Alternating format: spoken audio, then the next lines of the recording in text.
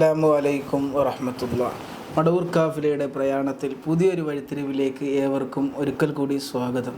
അൽഹംദുലില്ലാ, ഇന്ന് നമ്മളുള്ളത് കോഴിക്കോട് ജില്ലയിൽ മങ്ങാട് എന്ന് പറഞ്ഞ സ്ഥലത്താണ് ഉള്ളത്. ഇവിടെ ബഹുമാനപ്പെട്ട സുലൈമാൻ മദനി ഉസ്താദിനെ കാണാമെന്നതാണ്. ഉസ്താദിനെ അറിയപ്പെടുന്നത് സുലൈമാൻ മദനി ചുണ്ടേൽ എന്നാണ് ഉസ്താദിനെ അറിയപ്പെടുന്നത്. പഴയ എഴുത്തുകാരനും ഒക്കെയാണ് ഉസ്താദ്. ഉസ്താദ് CM വലിയുല്ലാഹിയെ ഹയാത്ത് കാലത്ത് ഒരുപാട് പ്രാവശ്യം കാണാനും ഒക്കെ ബന്ധപ്പെടാനും ഭാഗ്യം കിട്ടിയിട്ടുണ്ട്. ഉസ്താദിൻ്റെ അനുഭവങ്ങളാണ് ഇന്ന് കാഫിലയിലൂടെ നമ്മൾ കേൾക്കുന്നത്. ഇൻഷാ അല്ലാഹ് ഉസ്താദ് പഴയ എഴുത്തുകാരനുമൊക്കെയാണ്. ഏതായാലും ഉസ്താദിൻ്റെ വീട്ടിലാണുള്ളത്. ഉസ്താദ് ഇപ്പോൾ താമസിക്കുന്നത് മലപ്പുറത്താണ്, കോഴിക്കോട് മങ്ങാടാണ് താമസിക്കുന്നത്. ഉസ്താദിനെ അറിയപ്പെടുന്നത് സുലൈമാൻ മദനി ചുണ്ടേലെന്നാണ്. അത് വയനാടാണ് സ്ഥലം. ഉസ്താദിൻ്റെ തറവാടല്ലേ? അതെ. ഏതായാലും ഇൻഷാ അല്ലാഹ് ഉസ്താദിൻ്റെ അനുഭവങ്ങളാണ് കാഫിലയിലൂടെ നമ്മൾ കേൾക്കുന്നത്. ഉസ്താദിനെ കാഫിലയിലേക്ക് സ്വാഗതം ചെയ്യാം. ഉസ്താദ് റാഹത്തല്ലേ? അൽഹംദുലില്ലാ. ഉസ്താദ് CM വലിയുല്ലാഹിയെ മഹാനവറുകളെ ആദ്യമായിട്ട് ഷെയ്ഖുനായിലേക്ക് എത്തുന്നത് എങ്ങനെയായിരുന്നു? ആദ്യമായിട്ട് 1979 ആണ് ഞാൻ ദർസിൽ പോകുന്നത്. OK ഉസ്താദിൻ്റെ മൂത്ത മകൻ അബ്ദുസ്സലാം ഉസ്താദിൻ്റെ ദർസിലേക്കാണ് പോകുന്നത്.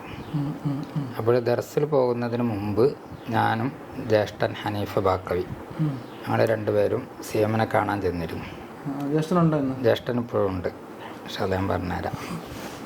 അപ്പോൾ അന്ന് CMനോട് ദുആ ചെയ്യാൻ പറഞ്ഞു. അപ്പോഴേ CM കിടക്കുകയായിരുന്നു മറ്റേ ഞങ്ങളുടെ വീട്ടിൽ. അപ്പോൾ ഞങ്ങളിങ്ങനെ ദർശക്ക് പോവുകയാണ് ദ്വാരക്കെന്ന് പറഞ്ഞപ്പോൾ CM എണീറ്റ് ഞങ്ങളുടെ അടുത്തേക്ക് വന്നു. ഞങ്ങൾ രണ്ടുപേരുടെയും തോളത്ത് ഇങ്ങനെ കൈവച്ചിട്ട് പറഞ്ഞു, ഇത് എൻ്റെ മക്കളാണ്. അങ്ങനെ ദർസിൽ പോകുന്നതിന് മുന്നോടിയായിട്ട് CMനെ കണ്ടെന്ന് ദുആ ചെയ്യിപ്പിക്കുക എന്ന ഉദ്ദേശത്തിലാണ് ആദ്യത്തെ കാഴ്ച. പിന്നെ നമ്മൾ CMായിട്ട് ഒരു അകന്നതാണെങ്കിലും ചെറിയൊരു ബന്ധമുണ്ട്. എൻ്റെ വല്യമ്മാൻ്റെ അമ്മാവൻ്റെ മകനെന്നാണ് പറയൽ. വല്യമ്മാനെ CMനെ നന്നായിട്ട് അറിയും. അപ്പോൾ വല്യമ്മ ചെന്നപ്പോൾ ചാച്ചയെന്നാണ് വല്യമ്മാനെ CM വിളിച്ചത്. അപ്പോൾ അങ്ങനെ വല്യമ്മ പറഞ്ഞ എങ്ങനെയാണ് ഒരു അമ്മാവൻ്റെ മകനായിട്ടത് എങ്ങനെയാണ് ആ കുടുംബം എന്നുള്ളത് കൂടുതൽ നമ്മൾ പഠിച്ചിട്ടില്ല. ഏതായിരുന്നാലും വല്യമ്മാനെ CMനെ നന്നായിട്ട് അറിയുമായിരുന്നു. അപ്പോൾ വല്യമ്മാൻ്റെ കൂടെയാണ് ഞങ്ങളന്ന് CMനെ കാണാൻ ചെന്നത്. അതാണ് ആദ്യത്തെ കാഴ്ച. അതെ അതെ. പിന്നീട് ഷെയ്ഖുനാനെ ബന്ധപ്പെട്ടത് എങ്ങനെയായിരുന്നു? പിന്നീട് നമ്മൾ ദർസിലൊക്കെ അങ്ങനെ പഠിച്ചപ്പോഴേ പഠന പുരോഗതിക്ക് വേണ്ടിയും ഒരു സമാധാനത്തിന് വേണ്ടിയും ഇടയ്ക്കിടെ CMനെ കാണുക എന്നുള്ളത് ഒരു പതിവായിട്ട് മാറി. പിന്നീട് ഒരു 1985 മുതൽ മരണപ്പെടുന്നത് വരെ ഒരു മാസത്തിൽ 2, 3, 4 തവണ ഇടയ്ക്കിടെ പോയി കാണും. ഉള്ളാളത്തുനിന്ന് ഞാൻ CM ഹയാത്തിലുള്ള സമയത്ത് പൊതുവെ മരുന്നുകളൊന്നും കഴിക്കാറില്ല. എന്ത് അസുഖം വന്നാലും CMൻ്റെ അടുത്ത് ചെല്ലലാണ്. ഉള്ളാളത്ത് പഠിക്കുന്ന സമയത്ത് അവിടുന്ന് തലവേദന വന്നിട്ട് ഞാൻ അവിടുന്ന് CMനെ കാണാൻ വേണ്ടി വന്നിട്ടുണ്ട്. തങ്ങളല്ലേ അവിടെ? ആ, താജുല്ലുലമയാണ്. 90-ലാണ് ഞാൻ കോളേജിൽ നിന്ന് വിടുന്നത്. പിന്നെ തങ്ങളുടെ അടുത്ത് ഇങ്ങനെ നാട്ടിൽ പോവാണ്, CMനെ കാണാനാണ് പോകുന്നത് എന്ന് പറയും. നല്ലത് പോയിട്ട് വന്ന് പറയും. പിന്നെ തങ്ങളങ്ങനെ കൂടുതൽ സംസാരിക്കുന്ന പ്രകൃതി അല്ല. പിന്നെ തങ്ങളുടെ അടുത്തൊക്കെ നമ്മൾ എല്ലാ സമയത്തും പോവാറുമില്ല. കാരണം പൊതുവെ പെട്ടെന്ന് ക്ഷോഭിക്കുന്നൊരു പ്രകൃതമാണ്. എന്ന് പറഞ്ഞാൽ തങ്ങൾ ദിക്കറിലും ഫിക്കറിലും ഒക്കെ ആകുമ്പോൾ അതിന് ശല്യമാകും എന്ന രൂപത്തിൽ അവിടെ ആര് ചെന്നാലും മിക്കവാറും സമയത്തൊക്കെ തങ്ങൾക്ക് ദേഷ്യമാണ്. കാരണം തങ്ങളാ ഇബാദത്തിൻ്റെ ലഹരിയിൽ മുഴുകി നിൽക്കുന്ന സമയത്ത് അതിന് ശല്യമാകുന്നത് കൊണ്ടായിരിക്കണം. എന്നാൽ നല്ല സമയമുണ്ട്. രാത്രി ഭക്ഷണമൊക്കെ കഴിഞ്ഞ് കുറച്ച് സമയം ഹാപ്പിയാണ്. ആ സമയത്ത് നമുക്ക് എപ്പോഴും തങ്ങളുടെ അടുത്ത് പോവുകയും ചോദിക്കുകയൊക്കെ ചെയ്യാം. അങ്ങനെ പേടിച്ചറച്ച് ഒക്കെയാണ് പോയിട്ട് മാറി നിന്നൊക്കെയാണ് ചൂളി നിന്നൊക്കെയാണ് ചോദിക്കും. അപ്പോൾ അങ്ങനെ ഒന്ന് നാട്ടിൽ പോകണം, CMനെ ഒന്ന് കാണണം. ആ, നല്ലത് പോയി കണ്ടോളൂ, അത്രേ പറയാറുള്ളൂ. അങ്ങനെ പലപ്പോഴും കാണും. സുഖമില്ലാണ്ട് കാണാൻ വന്നിട്ട് അപ്പോൾ നമ്മളിങ്ങനെ തലവേദന ഉണ്ടെന്ന് പറയും, അത് വേണ്ടെന്ന് പറയും, കഴിഞ്ഞു. പിന്നെ അതിൻ്റെ ശേഷം ആ സമാധാനം ഉണ്ടാവും. അങ്ങനെയാണ്. മരുന്ന് കഴിക്കുന്നില്ല എന്ന് പറഞ്ഞല്ലോ. ആ, അത് CMൻ്റെ അടുത്ത് പോയി പറയാന്നുള്ളതാണ് അന്നത്തെ ഒരു രീതി. പൊതുവെ ഡോക്ടറെ അടുത്തൊന്നും അങ്ങനെ പോവാറില്ല. വളരെ അപൂർവമൊക്കെ ആയിട്ട് മറ്റുള്ളവരുടെ നിർബന്ധത്തിലേക്ക് വഴങ്ങിയിട്ടേ പോവാറുള്ളൂ. CM വഫാത്താകുന്നത് വരെ നമുക്ക് ആരായിട്ട് ഡോക്ടർമാരുടെ അടുത്തൊന്നും പോയിട്ടില്ല ഒരാവശ്യത്തിനും. അത് മിക്കവാറുമൊക്കെ അവിടെ ചെന്ന് പറഞ്ഞാൽ ഉടനെ നമുക്ക് സമാധാനം കിട്ടാറുണ്ട്. അപ്പം പിന്നെ ഷെയ്ഖുനായിൽ നിന്ന് അനുഭവിച്ചത് എന്തായിരുന്നു? പിന്നെ കുറേ അനുഭവങ്ങളുണ്ട്. ഒന്ന് ഞാൻ 79-ലാണ് പഠനം തുടങ്ങിയെന്ന് പറഞ്ഞല്ലോ. അപ്പോൾ 79, 80, 81 ഈ 2-3 വർഷക്കാലം നമ്മൾ പഠനത്തിൽ അങ്ങനെ കൂടുതൽ ശ്രദ്ധിച്ചിട്ടില്ല. കാരണം പഠനം ആണ് എൻ്റെ മേഖല, എൻ്റെ ഡ്യൂട്ടി അതാണ്, ഞാൻ പഠിക്കേണ്ട ആളാണെന്നുള്ളൊരു ചിന്തയില്ല. കുട്ടിക്കാലം അങ്ങനെയാണല്ലോ. അപ്പോൾ ഞാൻ ഒഴിവ് സമയങ്ങളൊക്കെ ഞാൻ ചെറിയ ഡ്രോയിങ്ങൊക്കെ വരയ്ക്കുമായിരുന്നു. ഈ ബസ്സിൻ്റെ ബോർഡ്, അതേപോലെ നല്ല കലാപരമായ എഴുത്തുകളൊക്കെ കണ്ടാൽ അതേ മോഡൽ എഴുതുക, ചിത്രങ്ങൾ വരയ്ക്കുക എന്നുള്ളതൊക്കെയാണ് അന്നത്തെ ഹോബി. അപ്പോൾ ഉസ്താദ് ഭയങ്കരമായിട്ട് വഴക്ക് പറയേ അടിക്കുകയൊക്കെ ചെയ്യുമ്പോഴും മാത്രമേ കാര്യമായിട്ട് പഠിക്കാറുള്ളൂ. മറ്റ് സമയങ്ങളിലൊക്കെ പഠനത്തിന് കൂടുതൽ ശ്രദ്ധ അല്ല. പിന്നീട് 81-82 സമയം ആയപ്പോഴേക്ക് എനിക്ക് പഠിക്കണം എന്നൊരു ചിന്ത വന്നു. അങ്ങനെ പഠിക്കണം തുടങ്ങിയപ്പോഴേക്ക് ചിന്ത വന്നപ്പോഴേക്ക് ഇതിൻ്റെ പ്രാഥമിക കിതാബുകളുണ്ടല്ലോ, നമ്മുടെ മീസാന്, അജ്നാസ് തുടങ്ങിയ ആ കിതാബുകളൊക്കെ ഓതി കഴിഞ്ഞു. അപ്പോൾ അത് ആദ്യം മുതൽ ആവർത്തിക്കണം. അങ്ങനെ ഞാൻ മീസാൻ മുതൽ ആവർത്തിച്ച് പിന്നെ സംശയങ്ങൾ തീർത്ത് നോട്ട് എഴുതി സ്വന്തമായിട്ട് അങ്ങനെ പഠിക്കാം. സംശയമുള്ള ഉസ്താദന്മാരോട് ചോദിക്കുക. അങ്ങനെ ഒരു സമയം കഴിഞ്ഞു. പിന്നീട് ഞാൻ സ്വന്തമായിട്ട് കിതാബൊക്കെ നോക്കലും പിടിക്കലൊക്കെ തുടങ്ങിയതിന് ശേഷം ചില ഭാഗത്ത് ഒരു അവ്യക്തത ഉണ്ടാവും. നമ്മൾ കിതാബ് നമുക്ക് ചില ഭാഗങ്ങളായിട്ട് പൂർണ്ണമായിട്ട് മനസ്സിലാവില്ല.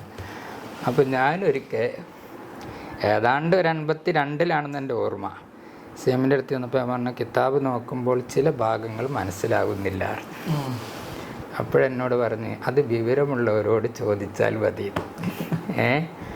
പക്ഷേ അതിൻ്റെ ശേഷം എനിക്ക് പഠനത്തിൽ ഭയങ്കര ശ്രദ്ധയും കൂടുതലൊരു മികവും പുലർത്താൻ കഴിഞ്ഞു എന്നുള്ളതാണ് എൻ്റെ ഒരു ആത്മവിശ്വാസം. എന്ന് പറഞ്ഞാൽ അതുവരെ ഞാനൊരു വിദ്യാർത്ഥിയാണ് എന്ന ബോധമില്ലാത്ത ആൾ പിന്നീട് നന്നായി പഠിക്കുകയും പിന്നീട് ഞാൻ പങ്കെടുത്ത എല്ലാ പരീക്ഷകളിലും ഞാനാണ് ഫസ്റ്റ്. ഉള്ളാളത്ത് 1989, 90 2 വർഷമാണ് ഉള്ളാളത്ത് പഠിച്ചത്. ഈ 2 വർഷവും ഫസ്റ്റ് റാങ്ക് എനിക്കാണ്. അപ്പോൾ അങ്ങനെ ആ സിഎമ്മിൻ്റെ ആ വാക്കിന് ശേഷമാണ് അങ്ങനെ ഒരു പഠന പുരോഗതി ഉണ്ടായത് എന്നാണ് നമ്മൾ വിശ്വസിക്കുന്നത്.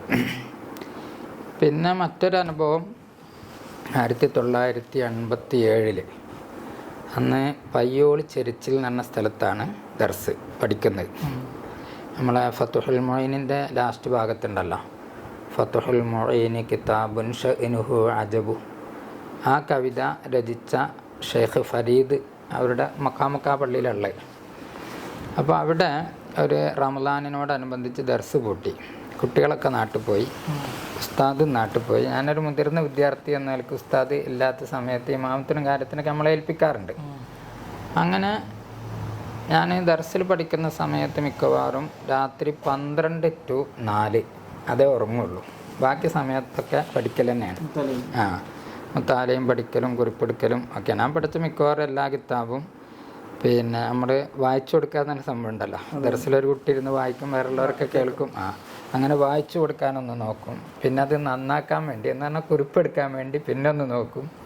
അങ്ങനെയൊക്കെ പഠനത്തിൽ തന്നെയായിരുന്നു ശ്രദ്ധ മുഴുവൻ. അങ്ങനെ ഈ 87 റമളാനോടനുബന്ധിച്ച് ദർസ് പൂട്ടി, എല്ലാവരും നാട്ടിൽ പോയി. സാധാരണ പള്ളിയിൽ അടുത്ത മുഅദ്ദിനുണ്ടാവും, അന്ന് അയാളും ഇല്ല. എൻ്റെ പ്രകൃതം എന്ന് പറഞ്ഞാൽ എനിക്ക് ഒന്നിനെയും ആരെയും പേടിയില്ലാത്തൊരു പ്രകൃതമാണ്. ചില ആളുകൾക്കുണ്ടല്ലോ പാമ്പ്, നായ, അതിനൊക്കെ ഒരു പേടി. അങ്ങനത്തെ ഒരു പേടി എൻ്റെ പ്രകൃതത്തിലില്ല. എനിക്ക് ഒന്നിനും ആരെയും പേടില്ല.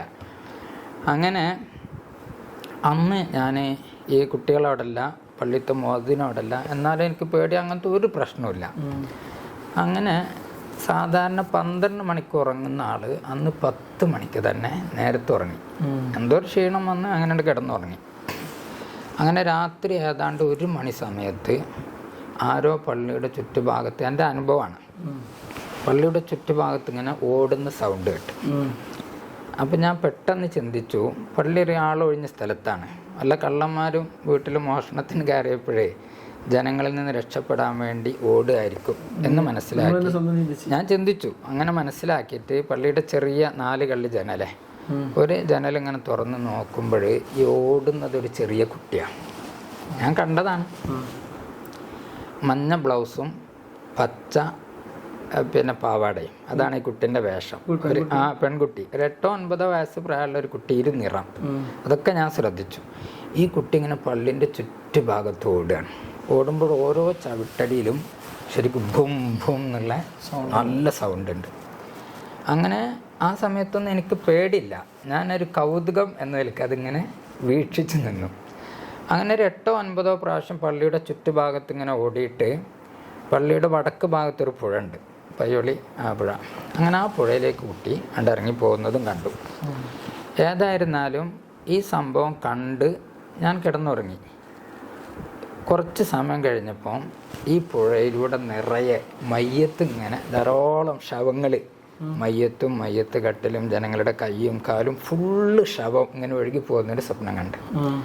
അതിൽ ഞാൻ ഞെട്ടി ഉണർന്നു. വല്ലാത്ത അസ്വസ്ഥത അനുഭവപ്പെട്ട്. അപ്പോൾ എനിക്ക് അറിയാവുന്ന കുറേ മന്ത്രങ്ങളൊക്കെ ചൊല്ലി ഇനി ഉറങ്ങുന്നില്ല എന്ന് വിചാരിച്ച്. പക്ഷേ ഉറക്കം ഇങ്ങോട്ട് അനിയന്ത്രിതമായിട്ട് വരിക, ഉറങ്ങുക, വീണ്ടും ഇതേ സ്വപ്നം കാണാം. അങ്ങനെ എല്ലാം കൂടെ നേരം വെളുത്ത് സുബഹി നിസ്കാരം കഴിഞ്ഞപ്പോഴേ എനിക്ക് ഭയങ്കര അസ്വസ്ഥത. എൻ്റെ അനുഭവമാണ്. അസ്വസ്ഥത എന്ന് പറഞ്ഞാൽ ക്ഷീണമോ വിഷമോ, പിന്നെ ഞാനിപ്പം മരിക്കും എന്ന് തോന്നുക. അങ്ങനെ മരിക്കുകയാണെങ്കിൽ ഈമാൻ കിട്ടി മരിക്കണമല്ലോ. ലാ ഇലാഹ ഇല്ലല്ലാ ലാ ഇലാഹ ഇല്ലല്ലാ എന്ന് പറഞ്ഞാൽ ഞാൻ നടക്കുന്നത്. ഞാനിപ്പം മരിക്കും എന്നിങ്ങനെ ഒരു ഭയം. അപ്പോഴന്ന് ഈ പറഞ്ഞതുപോലെ എന്ത് വിഷയം ഉണ്ടെങ്കിലും പെട്ടെന്ന് CMൻ്റെ അടുത്തേക്ക് പോകലാണ് പതിവ്. അങ്ങനെ ഞാൻ അന്ന് രാവിലെ 6 മണിക്ക് നടന്നു കോഴിക്കോട്ടേക്ക് ഒരു പ്രൈവറ്റ് ബസ് ഉണ്ട്, അതിന് കയറി ഇടിയങ്ങര ഷെയ്ഖുനാനെ കാണാൻ ചെന്നു. അങ്ങനെ ക്യൂ നിന്ന് പിന്നെ ഷെയ്ഖുനാൻ്റെ അടുത്തെത്തിയിട്ട് ഞാൻ ഈ സ്വപ്നം കണ്ട കാര്യമൊന്നും പറഞ്ഞില്ല. എനിക്ക് മരിക്കുകയാണെന്ന് തോന്നുന്നു, പേടിയാകുന്നു, ഇങ്ങനെ പറഞ്ഞു. ഇത് ചെന്നപ്പോൾ സലാം പറഞ്ഞു, സലാം മടക്കി. ഈ വിഷയം പറഞ്ഞപ്പോൾ ഷെയ്ഖിന് ഒന്നും പ്രതികരിച്ചില്ല. അങ്ങനെ 2-3 മിനിറ്റ് കഴിഞ്ഞപ്പോൾ വീണ്ടും ഞാൻ പറഞ്ഞു, എനിക്ക് മരിക്കുകയാണെന്ന് തോന്നുന്നു, പേടി തോന്നുന്നു. അപ്പോഴും ഒന്നും മിണ്ടിയില്ല. 3ാമത് പറഞ്ഞ സമയത്ത് ഞാൻ വിചാരിച്ചു, അവലിയാക്കളാണല്ലോ, അവർക്ക് ചില ഹാലും ചില ക്ഷോഭിക്കുന്ന സന്ദർഭങ്ങളൊക്കെ ഉണ്ടാവും. അതിൽ ഇനി മൂപ്പരാൾ ദേഷ്യം പിടിച്ച് എന്നെ വഴക്ക് പറയരുത് എന്ന് ചിന്തിച്ചിട്ട് ഏതാണ്ട് ആ സമയത്താണ് പിന്നെ ഷംസുൽ ഉലമ CMനെ കാണാൻ ചെന്നു. അവിടുന്ന് ഷംസുൽ ഉലമയെ വഴക്ക് പറഞ്ഞൊരു ടൈമാണ്. എന്താണ് പറഞ്ഞത് നമുക്കറിയില്ല. അങ്ങനൊരു ജനസംസാരം ഉണ്ടായിരുന്നു ആ ടൈമിൽ. അപ്പോൾ ഷംസുൽ ഉലമനൊക്കെ വഴക്ക് പറഞ്ഞല്ലേ എന്നെയും വഴക്ക് പറയും എന്ന് ഞാൻ ആശങ്കപ്പെട്ട് പുറകോട്ട് ഒരു കാല് വെച്ച് അതിൽ CM ഇങ്ങനെ നിവർന്ന് കിടക്കുകയാണ്. അവിടുന്ന് ശരിക്ക് CM മുകളിലോട്ട് അങ്ങ് പൊങ്ങുകയാണ്. ഒരു ചാടുന്നത് പോലെ ഒരു 2 മീറ്ററോളം ഉയരത്തിൽ അങ്ങ് പൊങ്ങിയിട്ട് പടോ എന്ന് പറഞ്ഞിട്ട് ബെഡിലേക്കുണ്ട് വീഴുകയാണ്. നേരെ കാണുകയാണ്. അങ്ങനെ ഈ വീഴുന്ന സമയത്ത് CM ഒരൊറ്റ ചോദ്യം, മരിക്കേ?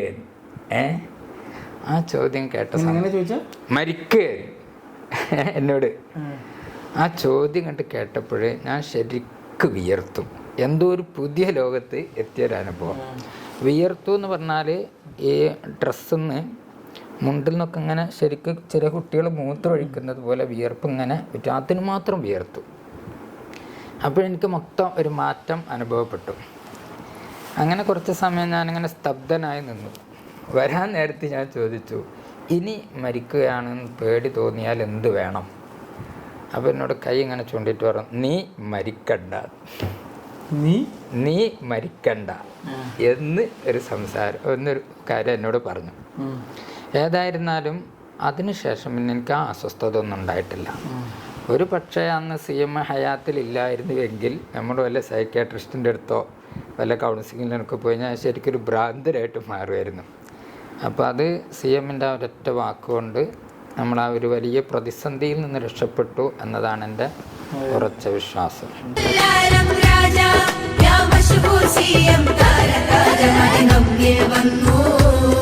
മലബോധം തന്നു, മതി നമ്മിൽ വന്നു.